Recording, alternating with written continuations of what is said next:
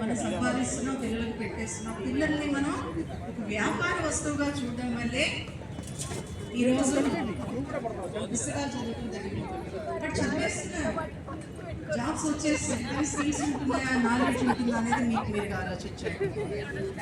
ఆ స్కిల్స్ లేకపోవటం వల్లే, ఆ నాలెడ్జ్ లేకపోవటం వల్లే చిన్న చిన్న విషయాలకి